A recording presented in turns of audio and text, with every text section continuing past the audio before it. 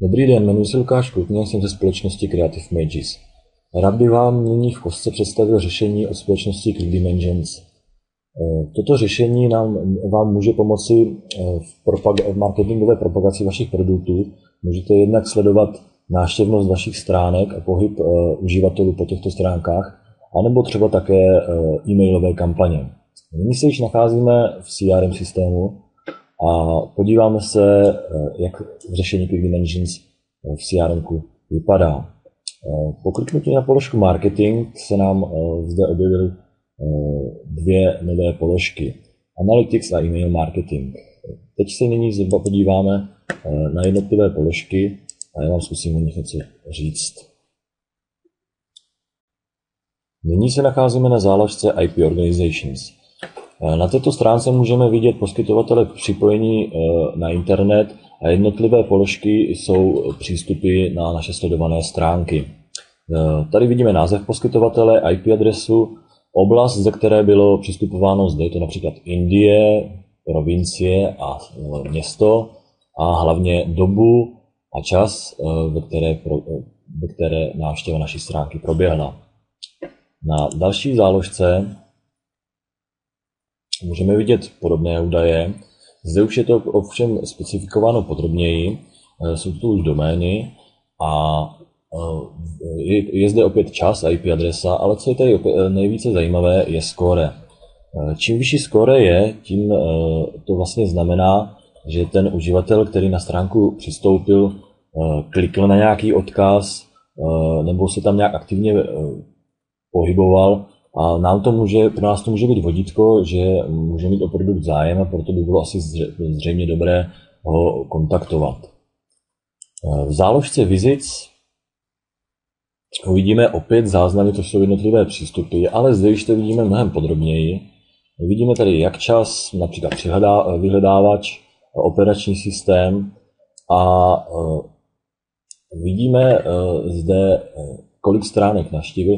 Pokud si vezmeme jednotlivé záznamy, tak například v tomto záznamě vidíme, že uživatel navštívil 2 stránky, byl dohromady na stránkách 191 sekund, pro nalezení stránek použil vyhledávač Google.cz a zadal zde zrovna přesnou adresu, ale například tady uživatel zadal klíčová slova Creative Mages. Zde se CRM dokonce podařilo najít přesně, o koho jde to o Ondřeje Valuštíka, což je můj kolega. Samozřejmě, když budeme mít těch uživatelů známých více, tak jich tady bude víc. Tohle je ovšem jenom testovací verze, takže tady je jenom jeden záznam.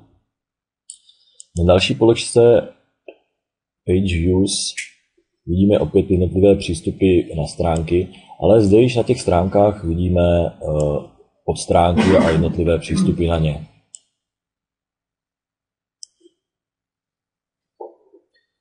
Co se dál skrývá v menu Analytics, jsou jednak zaslané formuláře a zaslané výzkumy, nebo takové anketní otázky.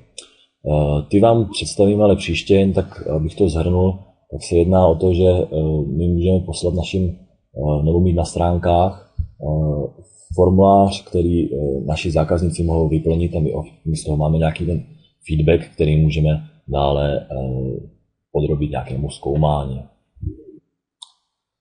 Nyní přejdeme do menu e-mail marketing, které slouží k rozesílání marketingových e-mailů.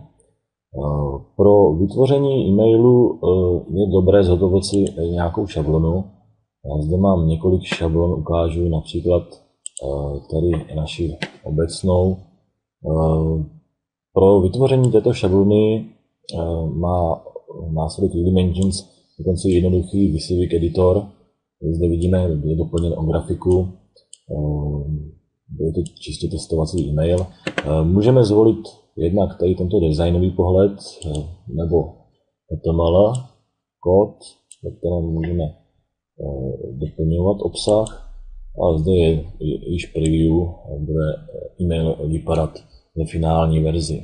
No, poté, co si vytvoříme templateu, já to tady zavřu, tak můžeme vytvořit už jednotlivý e-mail kde vlastně zde mám přichystaný takový ukázkový, ale nejde nic víc, než že zde kliknu na ikonu nová, vyplním údaje, předmět e-mailu,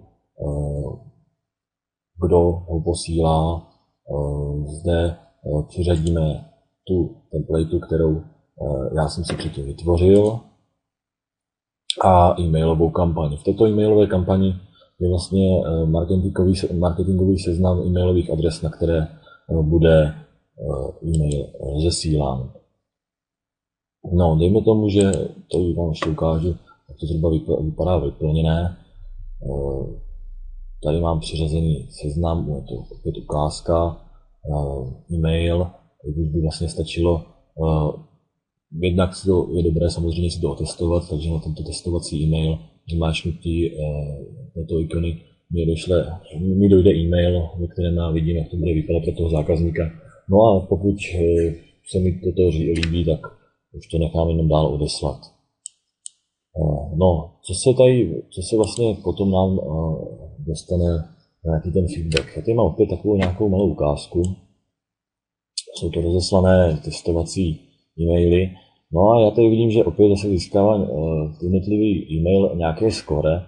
Tady vidím, komu byl e-mail podepsán, jsou to moji kolegové, a vidím, že byl e-mail doručen, kolikrát byl otevřen, například jestli nebyl vyhodnocen jako spam, zase nám to ještě samozřejmě nepodařilo, kdy byl vytvořen, opět kontakt. Co je ovšem na položce na menu e-mail marketing nejzajímavější, jsou e-mail events. Když můžeme podrobně vidět, co se s jednotlivými e-maily přesně stalo. Tady máme opět čas, kontakt, co bylo uživateli posláno za e-mail. Já například ještě můžu ukázat, když tady kliknu na kontakt, co se nám zde skrývá. Zde vidíme jednotlivé kontaktní informace. Když tady kliknu na položku profil, tak musíme chvilku počkat. Například vidím o svém kolegovi kolikrát i celou jeho historii, takže jaké stránky navštívil, kdy to bylo.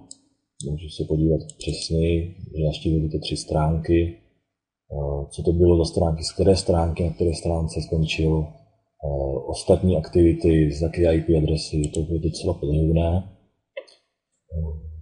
Tak zavřeme tady to okno. No a co bych vám tady ještě tak ukázal, je určitě, vím, že tady toho máme hodně, například tady u pana Vencálka od pana Vencálka byl rozeslán e-mail pozvánka k uživatelům. A tady vidíme zhruba, jak mail vypadal, je to opět to stejné v tom předchozím.